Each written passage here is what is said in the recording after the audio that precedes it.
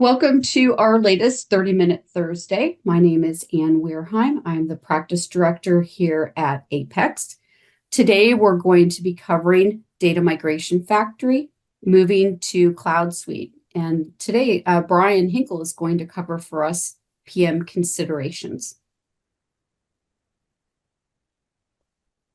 Our agenda, I'm going to do just a quick overview of who we are here at Apex for anyone that's not familiar with us.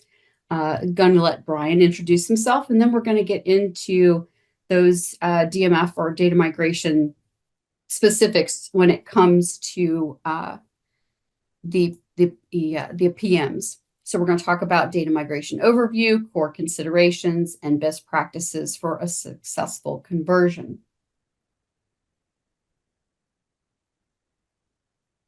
Our offerings here at Apex, without going into all 18 areas of our solution offerings, our Infor practice offers global solutions per industry through digital innovations like Infor, Epic, and Agile. We offer workforce mobilization through staffing to support any size implementation, and our modern enterprise solutions cover migrations from standing up a PMO to running it for you. Most of all, our Infor practice works with clients beyond the cloud, offering the right services at the right time. Before the project, our advisory services guide the client through the selection process and assess organizational readiness through business process assessments and process design.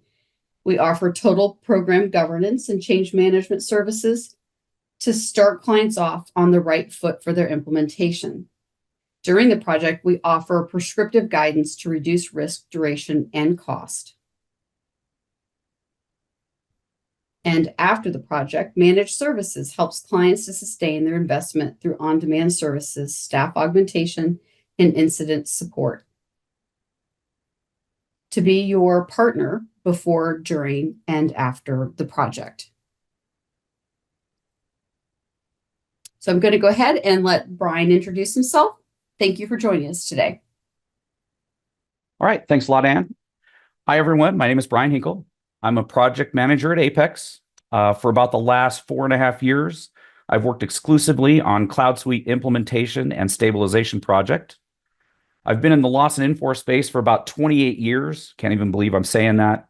Filling just about any role you can imagine, including functional consultant, technical consultant, team lead, project manager, and even practice manager, and maybe even a few that I've forgotten. So, as Ann mentioned, what are we here for today? We're going to be talking about Infor's Data Migration Factory, or DMF, and we're approaching it from kind of a project management angle. If you attended either of the other two 30-minute Thursday sessions on DMF that Apex put on, you'll recognize some of these slides. But I'll be presenting information, as I mentioned, from a project planning and management perspective versus the individual work streams. There might be some of us on the call that aren't familiar with DMF. So just to review, DMF is an Infor provided conversion as a service. The process uses automated logic to convert finance and supply chain customer data from a legacy Lawson system to an Infor FSM instance. Now, some of you out there might be saying, hey, wait a second, what about HR talent? Don't worry, we will cover that. It doesn't get left behind. So the first consideration in planning for DMF is you really need to decide if you're going to use DMF. And this needs to be addressed very early on in the project for reasons that I'll talk about later. So you really have two options when you're converting or migrating from your on-prem V10 system to CloudSuite. And the first is a standard conversion. And during that, client data from Lawson is retrieved. The data is translated. We need to get the data into a format that's required so we can import it into CloudSuite. That data is then imported into CloudSuite and it's validated. Well, now we have another option. And for FSM data, we have a DMF option. And during a DMF conversion, client data is retrieved from the legacy Lawson environment and loaded into an AWS bucket. The Infor DMF process then translates the data and loads it into the FSM environment. It sounds very simple when you put it that way. There's actually a lot of steps behind that, and we'll get into some of that here in some of the upcoming slides. Now, again, I told you that HR talent wasn't going to be left behind. And really one thing that we struggled with kind of early on is really understanding that DMF really applies only to FSM data. HR talent data is handled separately. And for HR talent, if you're currently using GHR, a landmark backup is taken from the source V10 system and restored into the target HR talent environment. That backup includes both users and actors. And if you're not using GHR, there's a separate process to bring data from LSF to CloudSuite that is similar to DMF, but different. I won't be covering that process during this call today. Pay history can also be included in DMF. Pay history can go back as far as you want, but the migration gets more complex the further you go back. Just something to keep in mind. So when going through the process of deciding if you're going to use DMF, you should consider that there are some limitations to the DMF process. For example, merging multiple loss and product lines is not allowed. Restructuring or renaming supply chain subsystem data, like inventory locations, PARs, that type of thing, that will not happen with DMF. The data migrates just as it is in the current system to FSM. There are also some financial structure limitations, such as merging into multiple FEGs that aren't allowed in DMF. And then finally, if you're planning a phased migration, like starting with finance and then adding supply chain later, DMF is not the answer. DMF is truly an all or nothing approach. And any or all of these factors really could be key in your decision whether to use a standard conversion method versus DMF for your implementation. So let's make the assumption that we have decided that we are going to use DMF. Something to note is the DMF project essentially starts when your CloudSuite migration project starts, and you need to plan accordingly. Some of the items you're going to want to address up front during project initiation are you want to review how much data you will bring to CloudSuite, and in conjunction with that, you want to review any data retention and or archive policies and a strategy around that. It's always a discussion. How much data are we going to bring into CloudSuite from V10? I know a lot of customers have been on V10 for a long time, and so you have a lot of data. So this could be a very long discussion. You want to allow plenty of time to work out a plan for that. The next thing you want to do or identify is, are there any plans for cleaning up any data in V10? This could be to fix a pain point that can't wait until CloudSuite. It could also be a desired process improvement in preparation for CloudSuite. Anything that you're doing with your V10 data could impact DMF. And so you need to take a look at that and decide whether you're going to finish that data cleanup prior to starting your DMF project. The next things you're going to want to do is engage the Infor DMF team. Right away, they're going to assign a DMF lead. That is really where you're going to get the information and documentation you need to properly plan for the DMF process. In addition to engaging a DMF lead, they'll start to schedule some meetings with you. The first is an initial DMF discussion. That's just between the PMs and the DMF leads.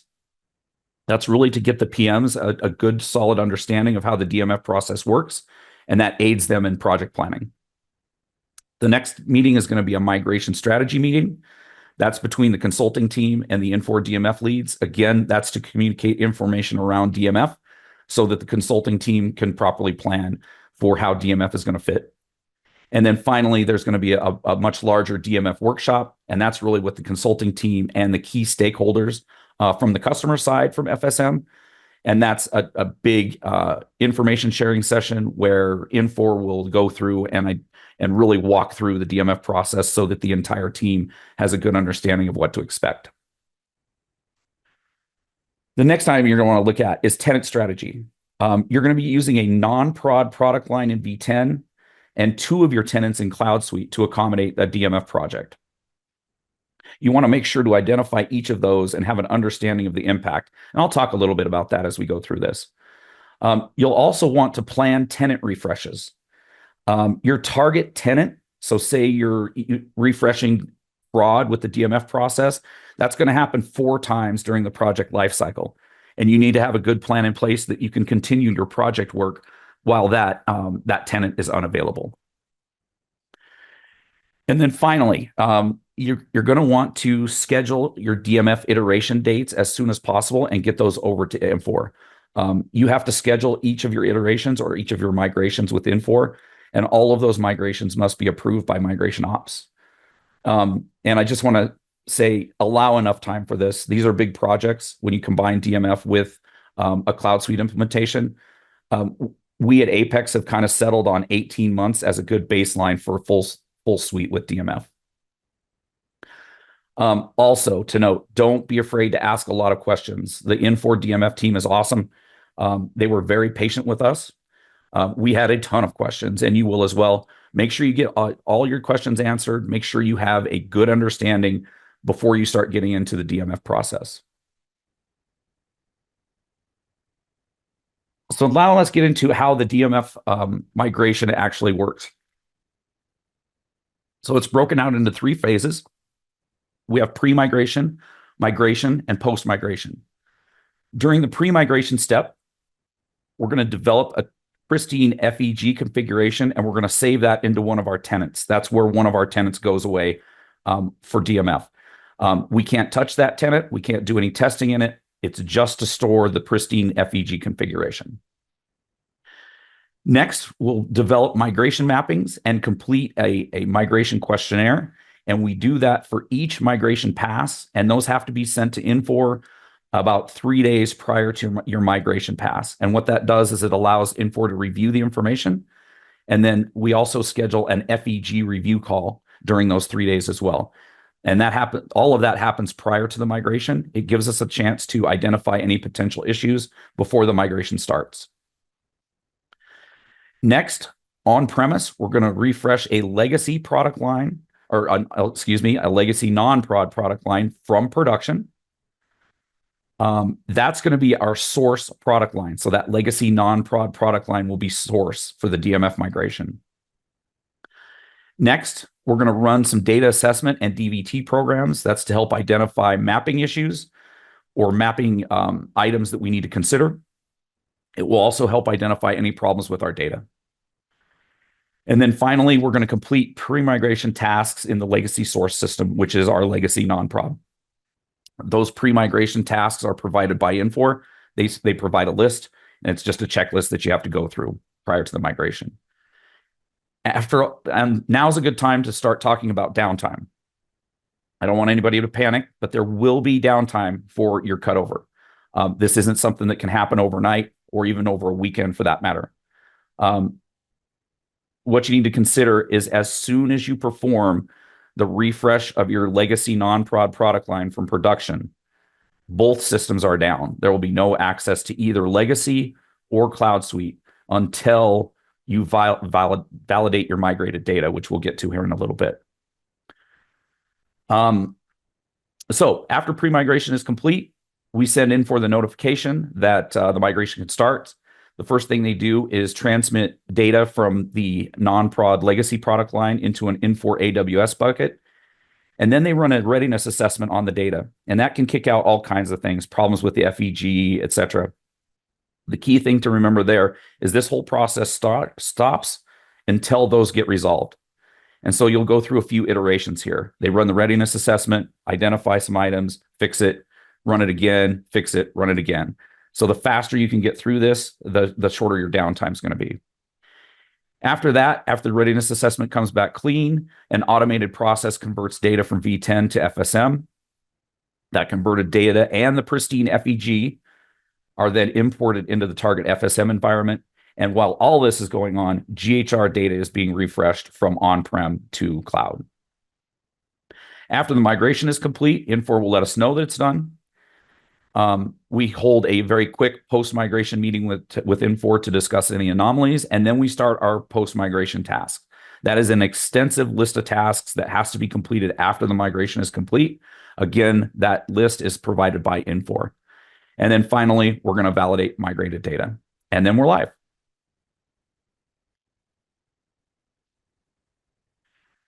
So let's talk a little bit about migration run planning. I'm sure you recognize some of the acronyms on this slide. CRP, SIT, UAT, mock might be new to some of you. There's going to be a DMF migration as part of each of these testing cycles. And again, just to note, all migrations must be approved by migration ops. Testing dates can move, but there's no guarantee that Infor can accommodate all of your changes. Infor was able to accommodate all of ours. And I'm happy to say that DMF never impacted our project timeline at all. So Infor was great in accommodating any changes we needed. So let's talk a little bit about each of these. CRP, really the purpose of CRP from a DMF perspective, it's our initial discovery of the process, helps identify conversion times and data abnormalities. There will be some of those. And as such, you want to allow 4 weeks for just the DMF piece of CRP. So you'll have 4 weeks to get through DMF, your initial DMF run. Then you can start your CRP testing. Moving along to system integrated testing. After this conversion, you want to make sure that you start testing all of your RICE elements. And we want to allow 1 to 2 weeks for DMF for SIT. And what you're going to see is that window for the DMF migration should keep reducing as we go through this. UAT, user acceptance testing. You want to allow 1 to 2 weeks for DMF for that. And then here's the new one, mock go live. This process isn't so much for testing work stream or functional tasks or functional scripts. It's for validating the transmission of all the data, and it's helping with our conversion timing. And we want to allow at least 1 week for DMF for mock. And then we have the big one, cutover. By the time you get to cutover, you should probably have your downtime schedule down to within about an hour. And that DMF timing is based on all of your prior runs. So we don't put a time requirement on that. And then just as a side note, once complete, conversion data is stored for 90 days post go live.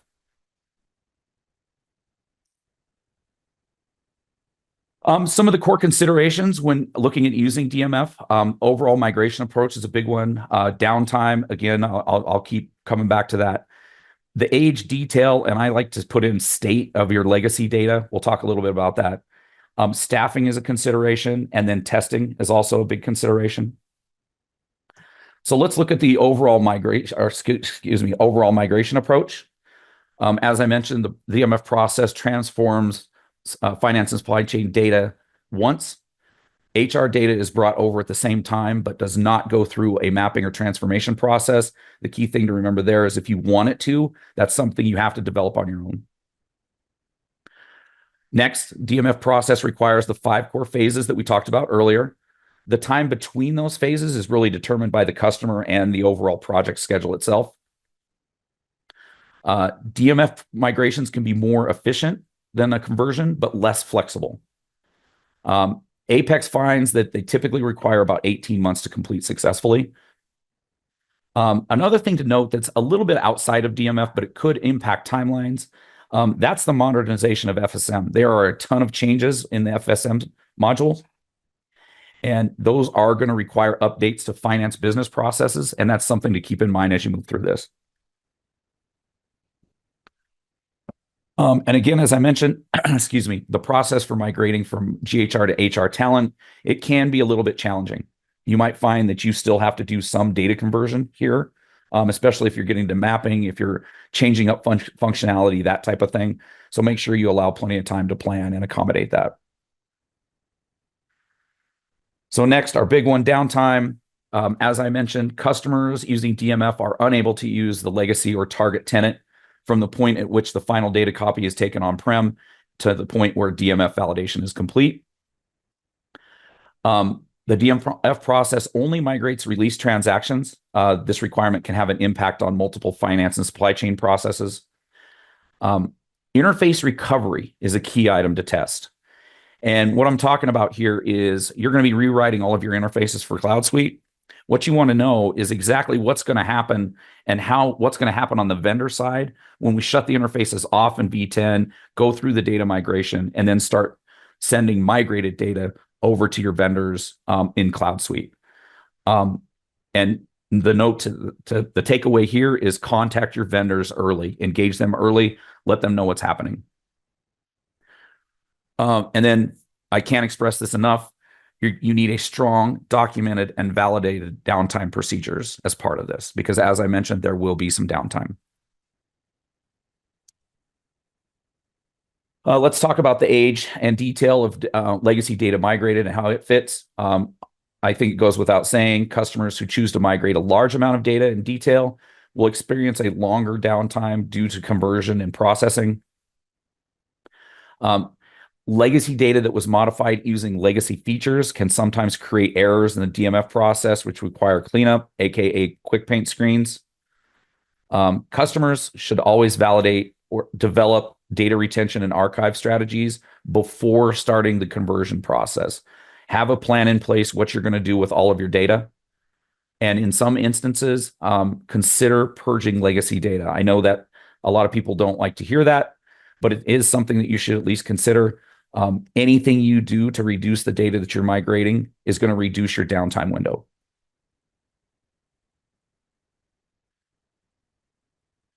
Another consideration is staffing. You want to identify who's going to be part of your implementation migration project. If your organization is small or has limited bandwidth for key users, consider staff augmentation as a way to assist with the day-to-day runnings. This way, and this is really important, your key users can really dig in and learn the system. It allows them to be part of the implementation and have buy-in throughout the project. That's going to put them in a much better position for go live than if they try and if they get spread too thin during the project. You want to plan who's going to perform the pre and post migration activities. These take a lot of time, big long sessions with multiple people on the phone stepping through them. You want to decide, is it going to be your implementation partner that handles some of those tasks? Is it all going to be internal folks that handle it? As I mentioned, the DMF team is going to provide those checklists to you, but I guarantee you're going to add things as you go through testing to those lists, and they will become very extensive. Make sure the personnel involved in executing those pre and post migration activities have the proper security for them. Or make sure that those that have the proper security are also invited to the sessions. You want to make sure these folks that are going to be responsible are flexible enough to attend sessions and perform these activities. And as I mentioned during cutover, they're big, long sessions with everybody on the phone stepping through. So the handoff is easy, that type of thing. Also, as a note, your implementation partner can help with this for tracking purposes and guidance. Since the DMF generally correlates with an implementation, begin thinking about your processes and steps to perform them. FSM has a completely different look and feel from V10. Identify who knows your processes and can document them if they aren't documented already. Make these people part of the implementation in some capacity. They have a lot of knowledge that's beneficial. And these processes, especially if they deviate from the norm, should be used in your testing during SIT and during UAT. Again, this portion is not really specific to DMF, but we think it's worth mentioning script development, as it can really delay scheduling of DMF runs. Then our final big consideration is testing. Test cycle planning, you want to develop a schedule as early as possible and identify your resources. This is going to require a lot of time from your internal folks, and we want to get calendar invites out as early as possible. Also, one thing that kind of snuck up on us is payroll parallel planning. I would advise to start that as soon as possible. There's a lot of details that go into payroll parallel, and it's an important part of your testing. And so make sure that you jump on that as soon as possible.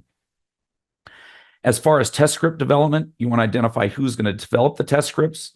You're also going to want to talk about tasks versus scenarios as you move through the testing iterations, you should be moving away from testing individual tasks and move towards testing end-to-end processes or scenarios. Also, don't forget your interfaces and integrations. Test script execution and tracking, really the only thing to keep in mind there is, again, you want to identify who's going to execute the test scripts, make sure they have the correct security and access to the systems. And then finally, data validation. There's going to be some data validation that you need to do. You want to identify what to validate, how to validate it, and who is responsible. That seems kind of simple. For those of us that have gone through extensive data validations, we kind of know. Don't make the assumption that everybody knows what you're talking about when you say, hey, we want to validate this data. Get very detailed as to what you're asking them to do.